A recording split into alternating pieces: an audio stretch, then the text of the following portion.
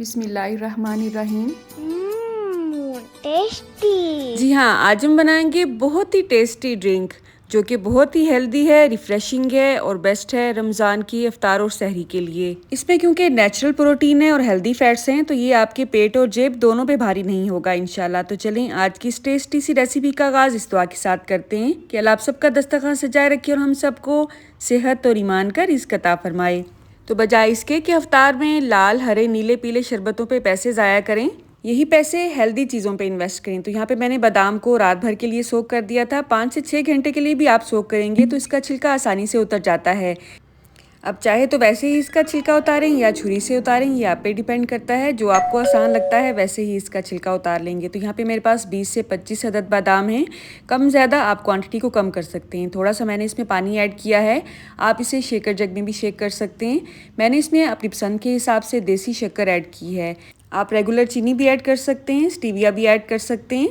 तो 2 से ढाई गिलास में बना रही हूँ तो 2 चम्मच ही मैंने शक्कर के इसमें ऐड किए हैं। अच्छी तरह से इसे ग्राइंड करेंगे।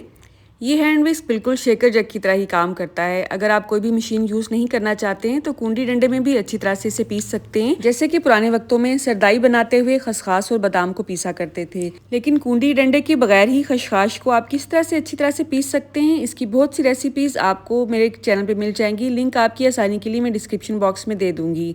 तो अल्हम्दुलिल्लाह जब मैंने इसे अच्छी तरह से पीस लिया है तो इसमें मैंने दूध ऐड किया है। आपकी मर्ज़ी है, आप इसमें पानी भी ऐड कर सकते हैं।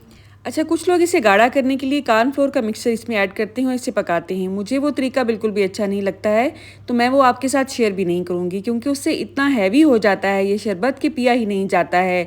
1 गिलास पीने के बाद आप इतना हैवी महसूस करते हैं कि आपसे कुछ खाया ही नहीं जाता है।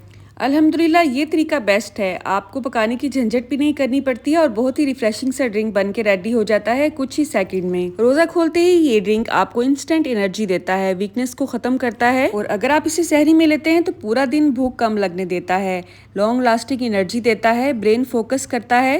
खासकर स्टूडेंट्स के लिए तो ये बहुत ही मुफीद है, डिहाइड्रेशन से बचाता है। तो एक दफ़ा इस रेसिपी को ट्राई करना तो बनता है।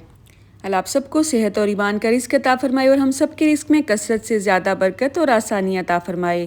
मेरी नेक्स्ट वीडियो तक मुझे इजाज़त दें। अल्लाह हाफिज़।